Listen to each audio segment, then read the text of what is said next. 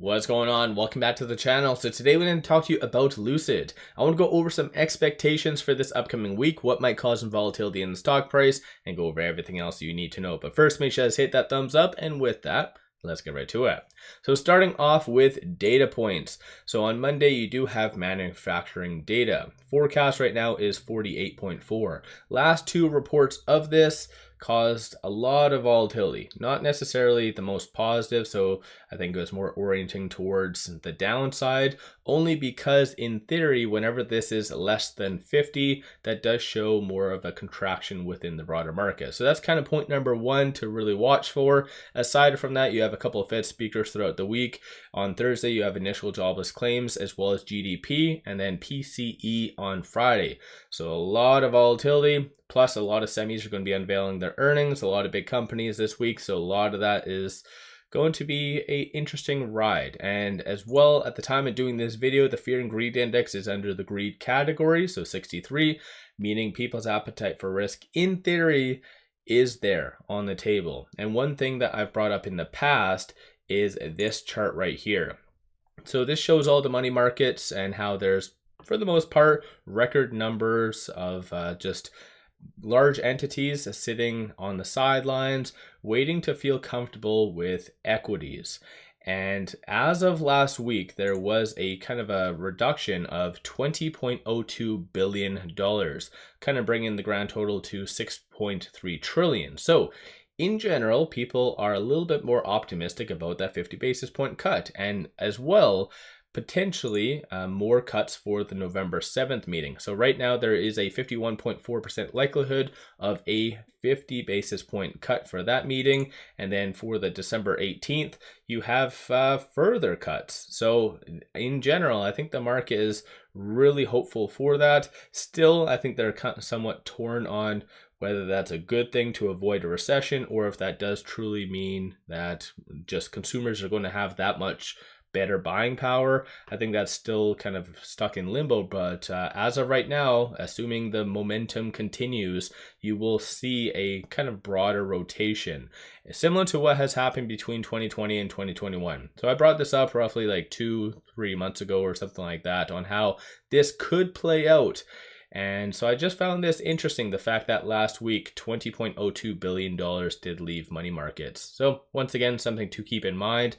As far as this upcoming week, it looks like they're just having this pop-up tour in Troy, and then aside from that, just having the prototype collection in Miami. So no conferences, no podcasts are anticipated as of right now. Hopefully one just pops up and whatever else, but as of right now, this is what we can kind of expect. It's just going to be more macro events that kind of moves Lucid, and then again, whatever shorts are up to. So shorts have been really screwing with Lucid, and I cover quite a lot of different stocks in general through many of my other YouTube channels, and Lucid shorts are hell-bent on something. They have an agenda. I don't really know what.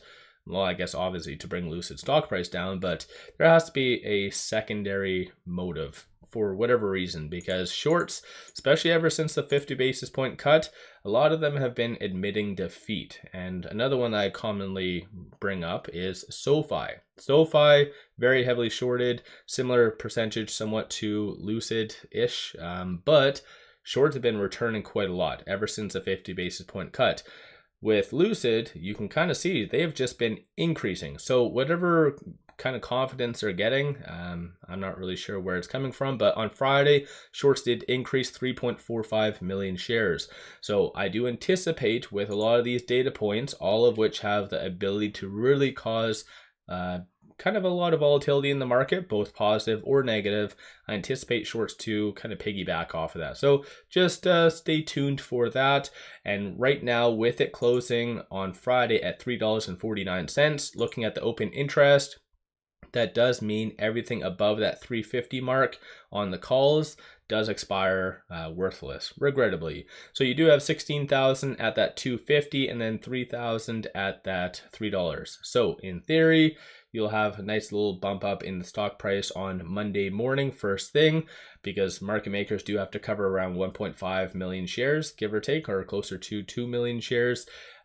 Still, we'll just have to wait and see how that does all play out. But one thing that has really been plaguing Lucid specifically, though, is their technicals.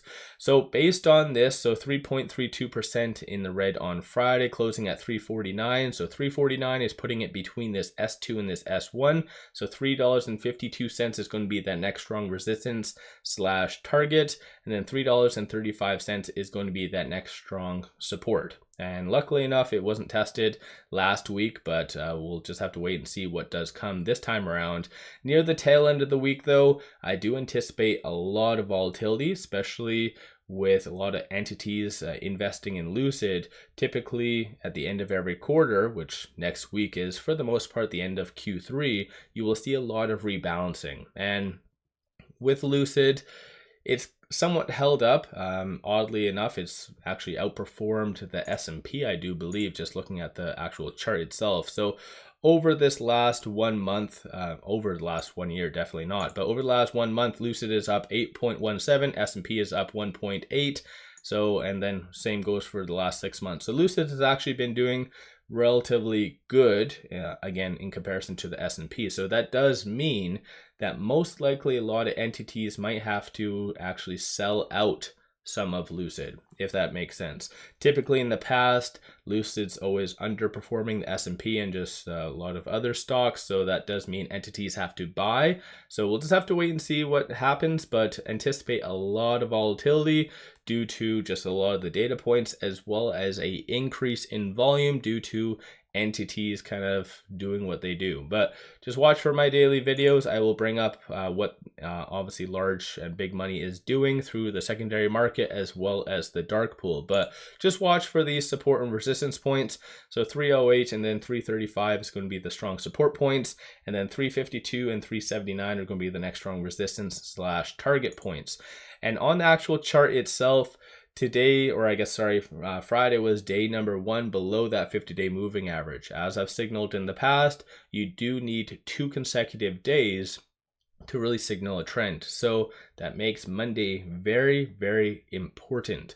So once again, on Monday, if it does close below that 50-day moving average, then you are going to see more of a continuation of their technicals breaking down. So this is where you could see it potentially sub $3, or at least around that $3 range. You have that the 200 and 100-day moving averages right here. So that should add a little bit of support, but for the most part, one of the bigger players or bigger points for Lucid is that 50-day moving average. Stochastic, you do see a bearish deviation, so red line above the white, but it is considered rather oversold. So the first piece of good news, you could really incentivize some value investors and to get in.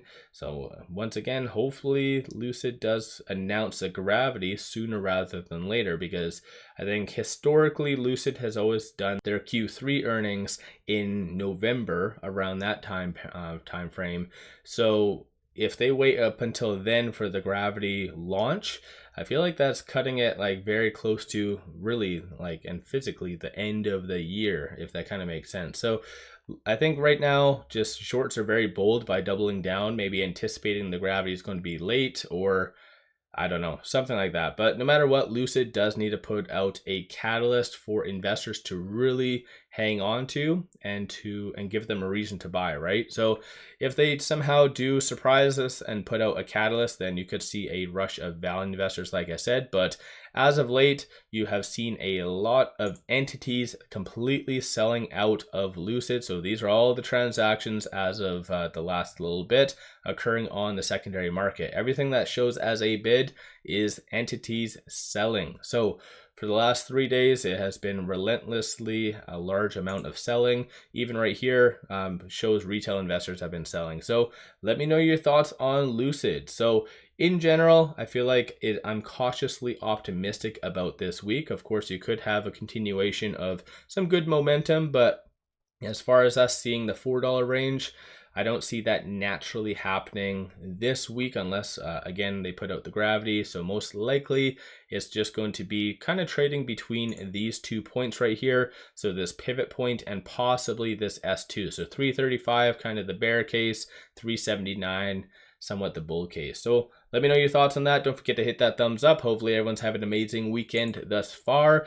Take advantage of this promo. It is only up until September the 30th. This is a kick-ass deal. Link to this is in the description below and also the comments. They give you 5 free stocks, so take advantage of that. With all that said, I appreciate all of you guys watching.